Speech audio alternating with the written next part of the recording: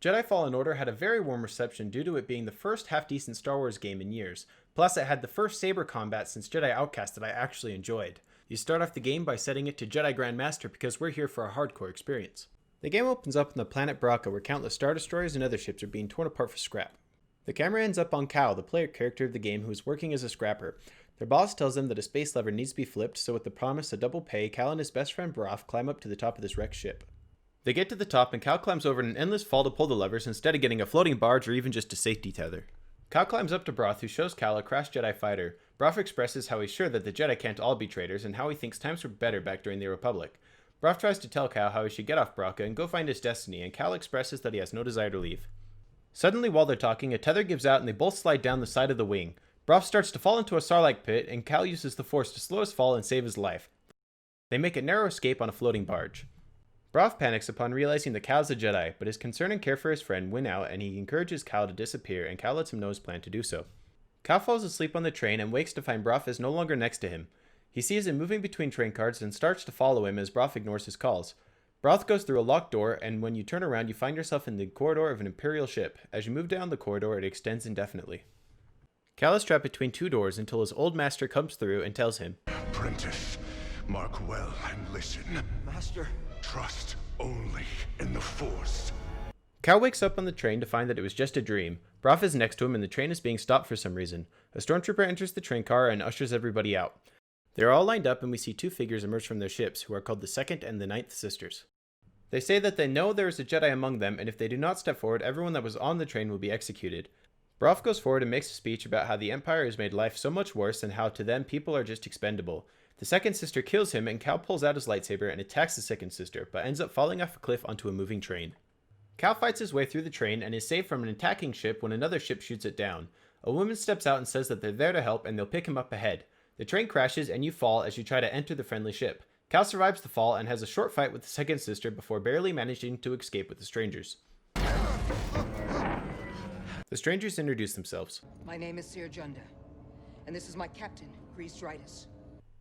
They tell Cal that the people that tried to kill them were Inquisitors, Force users who hunt Jedi survivors. Sarah tells Cal that they have a plan to rebuild the Jedi Order, but they need his help before setting course for a planet called Bogano. After resting, Cal comes out and plays a space banjo, and we learn that he has the power to sense Force echoes, which lets him touch an object and witness events connected to it. Sarah reveals to Cal that she used to be a Jedi, and that she knew his master Jar Topal. He tells her that something happened to him during the Purge, aka Order 66, where the Emperor had the Jedi killed, and now his connection to the Force is damaged, and if he isn't careful when he meditates, he finds himself back in the moment Order 66 happened. You land on Bogano, a planet a Jedi friend of Sarah had found before the war. Sarah tells Cal that they are done hiding, that there is somebody for you to meet on Bogano, and that they also need a Force user to open the vault that is on the planet. Cal meditates, and when he opens his eyes, he meets BD-1, a little droid that says he knows who Cal is looking for and helps him make his way to the vault. On the way, you have a flashback to part of your training when you learn to wall run, and regain the ability to do so in the present, and you use it to get to the vault. Racy there? Oh, it's on! You use the Force and enter the vault where BD-1 plays a message from a Jedi named Eno Cordova.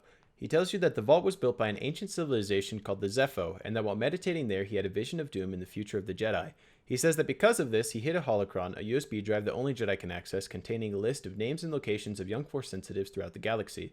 In order to make sure he can trust whoever gets this holocron, he made it so you must follow in his footsteps in studying the Zepho tombs in order to unlock the vault, again, and obtain the holocron. For some reason, Cal sits in the water instead of the little platform that's right behind him and then talks to BD-1. On your way back to the ship, you find another message from Cordova who says that there is another tomb on Dathomir, the dark planet Darth Maul is from. Also on Bogano, you are able to repair your lightsaber, which was double-bladed but damaged. You get back to the ship and fill in Sarah and Grease on what you found in the vault. Sarah says that with the list, they can train the next generation of Jedi and rebuild the Jedi Order. Cal presses Sarah on why she is no longer a Jedi, who vaguely answers that she had an experience that changed her perspective. So she cut herself off from the Force, but she still wants to rebuild the Jedi Order. At this point, you can choose to travel to Zepho, the homeworld of the Zepho, because that's not a confusing way to name things, or Dathomir. Honestly, I think that letting you choose where to go first was good gameplay-wise, but bad storytelling-wise. I liked having a choice, and I went to Dathomir first. The enemies there are more difficult than other places, which makes for a fun challenge, but the story flows better if you go to Zepho first, since it won't let you progress very far on Dathomir right off the bat anyway. Because of that, I'm going to continue the story as if I'd gone to Zepho first. You fly to Zepho and into the eye of a gigantic planetary storm. Despite extremely high winds, Grease manages to land the Mantis and you set off to explore the ruins. While looking for the tomb, Cal finds signs of the Empire being on Zepho and passes through a settlement that the Empire has forced people out of, fighting a bunch of stormtroopers along the way. As he explores further, he finds an Imperial installation that was built for Project Augur, an Imperial program to mine for ancient artifacts that may be of interest. In accordance with the Emperor's will, we've occupied Zepho, redistributing its inhabitants. This planet has failed to yield significant data or relics for Project Augur. It is my recommendation that we disband the project and leave a token outpost to keep scavengers from stealing our technology. However, the Empire does not know that Cordova had been to this planet yet, and you manage to find the entrance to the Zepho tomb on Zepho. Again, why did they name things like this? You enter the tomb and it turns out to be a massive underground structure with ancient guardian robots and puzzles that Cal has to solve as he goes through. While Cal is exploring the vault, he has another flashback to his training with his master Jar Topal and regains the ability to use Force Push. Using your rediscovered power, you are able to more easily kill the robotic guardians and reach the center of the tomb.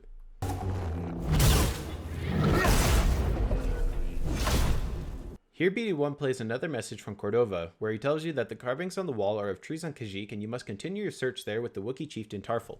While leaving the tomb, Cal tells Sarah what he found and they plan to head to Kashyyyk, but when Cal exits the tomb, he finds the Empire waiting for him and he realizes he has just opened the tomb for them as well and has to fight more stormtroopers. As you're heading back to the Mantis, Grease's ship, you find a transport ship that is taking Zepho artifacts to Coruscant, implying the Emperor may have interest in the Zepho. You, know any jokes, BD? I don't know. Why? Classic. You also encounter a Purge Trooper, who are specifically trained to kill Jedi. On your way back to the Mantis, Sarah warns you that the Empire has identified you and is looking for the Mantis, and encourages you to get back as soon as you can. All the report says is that they can be overcome with overwhelming force. So if we can't kill one, it won't be my fault. Got it. When you get back to the Mantis, Sarah calls you and warns you that there is an ATST attacking the Mantis. You manage to kill it before flying away. You set course for Kashyyyk, and Sarah observes that Cal is growing more confident as he defeats greater foes. Cal asks Sarah again why she decided to stop using the Force. She tells him that when Order 66 happened and their clone troopers turned on them, she and her Padawan took several younglings into hiding. They didn't last long before an Imperial patrol found their location. Sarah tried to draw them away, but she was captured and tortured. It was a prison riot. I saw my opportunity and I took it. But they almost broke me. And I am not the same as I was, Cal. She tells Cal that her Padawan didn't survive and that's why they can't give up. They can't let the sacrifice of those closest to them be for nothing. When they get to Kashyyyk, they find an Imperial blockade. They're able to get through by broadcasting Imperial signals that I guess they just have. And they make it down to a refinery where a battle is being fought. We used to scrap walkers on Braca. I'll just jack one.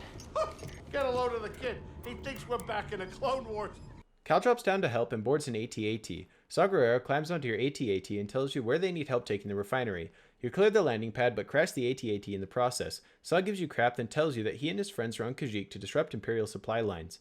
You ask him about Tarful and he tells you that he is a freedom fighter and nearly impossible to find, but that some of the prisoners in the refinery may be able to help you find him, and you agree to help him take it over despite your friends having doubts about Saw. You fight a spooky spider and are attacked from behind by a prison droid while trying to free some Wookiees. You kill it and set them free. With the help of the freed Wookiees, you finish the fight and Saw gives a speech. He asks Cal to join his group of freedom fighters, but Cal declines, saying that he has his own mission that he can't walk out on. You talk to one of the Wookiees that you free, and he tells you that he knows Tarful and will do everything he can to find him and set up a meeting for you. You get on a lift and Sarah calls you and says that she has been monitoring Imperial communications and heard that Project Augur has been restarted and the Empire may be close to discovering a second Zepho tomb on Zepho. Again, Zepho, on Zepho, on Zepho. Why? Cal gets back to the Mantis and you fly off to Zepho again. Upon arriving back on Zepho, Cal and Sarah feel that something is off. As Cal gets closer to the second Zepho tomb, the bad feeling keeps getting worse. After going down an elevator, Cal finds himself facing the second sister once again. She reveals that she knows about Cordova and the holocron. They fight and Cal is nearly killed before BD1 manages to activate a force field between them, saving Cal's life. In true bad guy fashion, the second sister removes her helmet and reveals herself to be Trilla, Sarah's former Padawan, and tells Cal that Sarah betrayed her by cracking in an Imperial torture chamber and giving up her location to the Empire. Trilla tells Cal that when Sarah saw that they had made her into an Inquisitor, she cracked and used the dark side to escape. Trilla asks if you really want to put the holocron into the hands of somebody like that. You enter the tomb and try to contact Sarah to find that Trilla has hacked your comms, and she taunts you as you move further into the vault, claiming she's found a Zepho artifact and getting Cal to move recklessly to the back of the vault in an attempt to stop her. When you reach the back of the vault, you climb onto a suspended Zepho sarcophagus and discover that it was a trap. What a shock. You fight several waves of enemies before a ship shoots out the chains holding up the sarcophagus, causing you to fall into a great pit. While falling, you nearly lose your lightsaber, but are sucked into a flashback of your training when you learn to use First Pull. You pull your lightsaber back to you and manage to land on a ledge that wasn't there before. You climb back out using your new ability and retrace Cordova's footsteps in the tomb, finding a depiction of an astrium, a Zepho artifact that acts as a key for Force wielders to access the vault on Pagano. You exit the vault on a Zepho elevator thing and start heading back to the Mantis. Trilla tells you that she needed a Jedi to open the vault for her, which makes no sense because it was already full of stormtroopers and she's a Force user, and now you are of no use to her. On your way back to the Mantis, you run into a bounty hunter. Right before killing him, he cheats and uses a space taser to knock you out. This whole next section makes no sense in the story and really serves no purpose, so I don't get why they kept it in the game. Cal wakes up in an unguarded cell without BD-1 or his lightsaber. You see many more cells holding a bunch of the various creatures you fought throughout the game, and 2 giant openings in the ceiling where the bodies of dead monsters are being dumped into a bottomless pit. You find BD-1 and head up a lift looking for the exit, and find yourselves at the entrance to an arena. Cal enters, and a hologram some cyborg announcer called tells you that for some vague reason it's Grease's fault that you're there. You fight several waves of monsters, and then the bounty hunter who caught you, who they say is part of the Haxian Brood, a group of bounty hunters. After killing him, the Mantis breaks into the arena and rescues you. They brush off the whole thing after 2 sentences, and they move on to a new subject. The only foreshadowing to this whole arena thing was Grease mentioning he wanted to bet on some fights, and Sarah saying that she didn't want it causing them trouble with the Haxian Brood. Cal tells Sarah and Grease that the Empire knows about the holocron, and then confronts Sarah about his conversation with Trilla, but they get interrupted by a message from the Wookiee they freed on Kashyyyk telling you that they had set up a meeting with Tarful, but that the Empire had overrun their position in the refinery and that Saw had retreated off-world. Sarah and Cal agree to continue their conversation later, even though they aren't doing anything right now. Grease apologizes to Cal about him getting thrown into the arena, even though I don't see how it's his fault, and that before meeting Sarah and Cal he only cared about himself, but now he had something worth fighting for and asks you to give Sarah another chance. After this, the arena and Haxian Brood are never mentioned again, and the only reference to it is every now and again a normal encounter will be replaced with a bounty hunter, which is actually a pretty fun game mechanic, but it's meaningless to the story.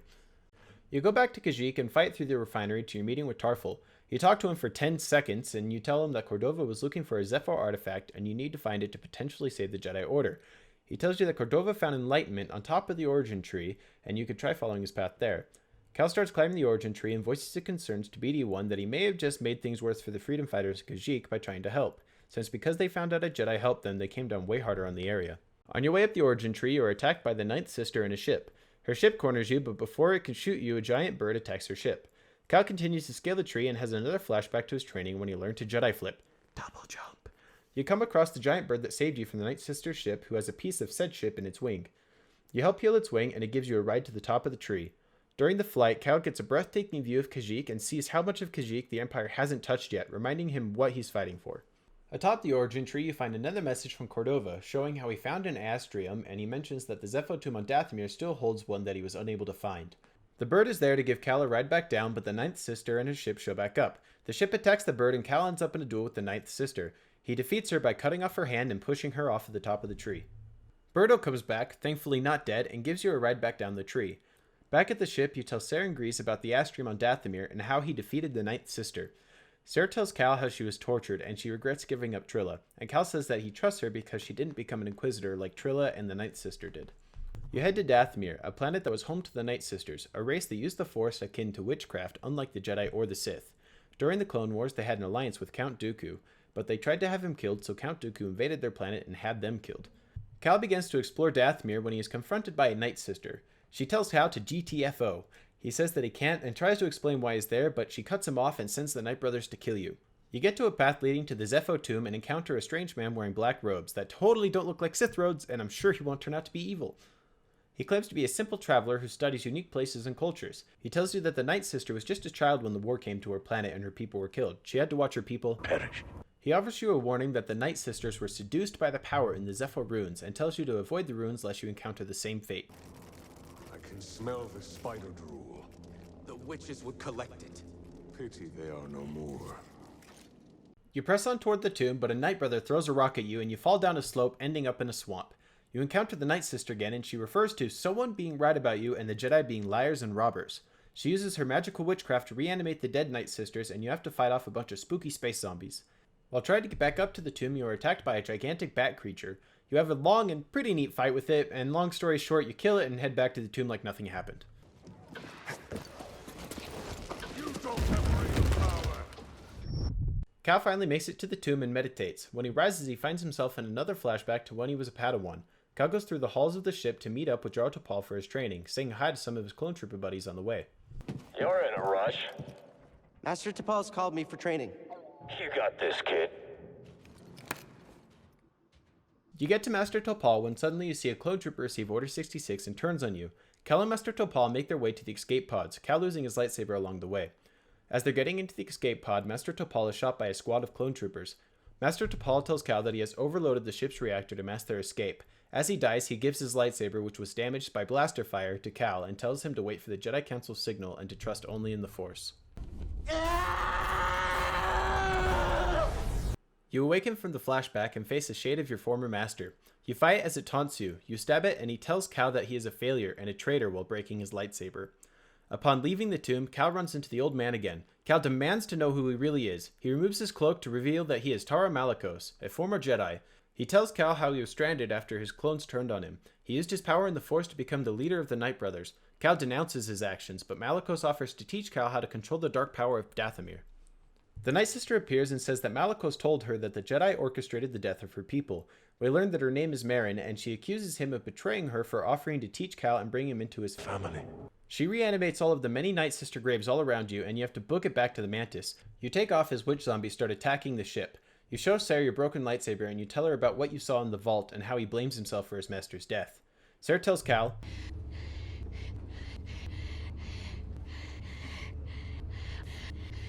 and also about how she used the dark side to escape, killing everybody but Trilla in the process. For years, she couldn't forgive herself and she couldn't hide from her pain, but when she learned about the holocron, she found hope for the future, and it made it so she could move on. She tells Cal that he must make a choice to move on, and she takes him to Ilum, home to the Jedi Temple where all Jedi must go to find their Kyber crystal, so Cal can rebuild his lightsaber. She warns Cal that he will be tested, and that every Jedi must face the pull of the dark side. It is a constant struggle, and it is the choice to keep fighting that makes you who you are. While moving through the caves of Ilum, Cal falls into a pool of water and nearly dies, but is helped out by a vision of his younger self. He makes it to his Kyber crystal, only to have it break in two in his hand. Cal gives up hope and lays on the ground until BD-1 finds him and plays another recording of Cordova. He says that failure is not the end, it is a necessary part of the path, and shows how BD-1 agreed to have his memory encrypted, essentially having it erased, in order to help find the person who would follow in Cordova's footsteps. Cal is inspired by BD-1's sacrifice and forces himself up and rebuilds his lightsaber as a detachable, double-bladed saber using the broken Kyber crystal and parts from Topal and Sarah's old lightsabers. Turns out they weren't going to let you leave Ilum without testing your new lightsaber, so of course it turns out the Empire is on Ilum and you have to fight your way back to the Mantis yet again. Back in the Dathomir tomb, you meditate and once again face the shade of Master Topal. Cal makes peace with his past and the way into the tomb is open to him. You enter the tomb and immediately encounter Marin, the Night Sister, again. She finally lets you talk. Cal tells her that Malicos has been lying to her and denounces him and his actions. Marin tells Cal how Malicos used her to learn the secrets of the tomb. Cal tells Marin about his quest to help the Force-sensitive children on the holocron, and Marin says that she will be watching as Cal confronts Malicos. Cal confronts Malicos, who tries one more time to get Cal to join him and learn the secrets of the power of Dathomir. When Cal refuses, Malicos reveals himself to be a Sith and fights Cal. Partway through the fight, Marin joins in on your side and helps you to defeat Malicos. Cal tells Marin about the Astrium, and she helps him find it. Marin decides that she will join Cal to help him with his quest. There is nothing she can do to bring back her people, but maybe she can help Cal bring back his. Cal introduces Marin to Grease and Ser, who agree to let her travel with them since they trust Cal and she helped him fight Malicos, even though Cal never mentioned Malicos to Ser or Grease before now. With the Astrium in hand, they fly back to Bogano. When you get back to Bogano, Marin makes a good point that maybe you would just be putting the kids on that list in danger if you took them from their home. Cal starts to get bad vibes from the Astrium as he gets closer to the vault. Cal opens the vault and has a vision. In the vision, Cal obtains the holocron and begins to teach the children on the list about the Force. The vision quickly turns to Cal and the children being attacked by the Inquisitors. Cal sees them be captured, killed, and tortured. The vision ends with Cal becoming an Inquisitor himself. Cal leaves the vision and sees the holocron in the middle of the room. He goes to pick it up as Trilla appears. They fight and Cal manages to take Trilla's lightsaber but is sucked into a Force echo of Trilla's capture and torture as she was turned into an Inquisitor, ending on Sarah using the dark side to escape. When Cal is incapacitated, Trilla is able to escape with the holocron. Cal returns to the Mantis and tells Seer what he saw and is sorry for what happened to her, and they make amends. Ser says she knows where Trilla is taking the holocron, the Fortress of the Inquisitors, where Ser was held and Trilla was made into an Inquisitor. Ser takes up Trilla's lightsaber and knights Cal before they set course for the fortress. Rise, Jedi Knight.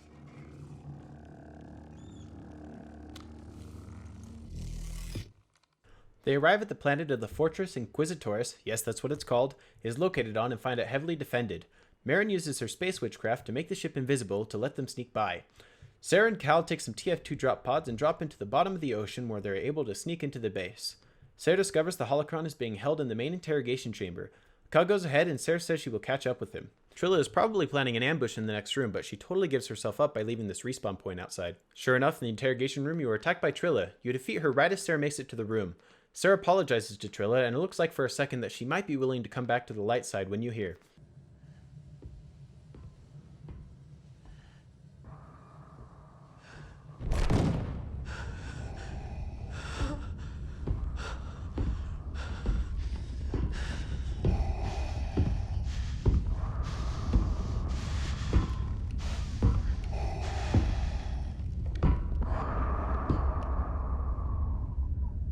Darth Vader comes out and kills Trilla. Sarah charges at Vader, who flicks his wrist, and she goes flying to the abyss. Cal tries to attack him, but he easily stops him.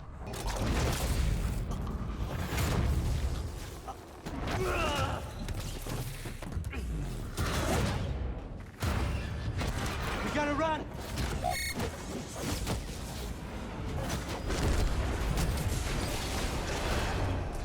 Look out!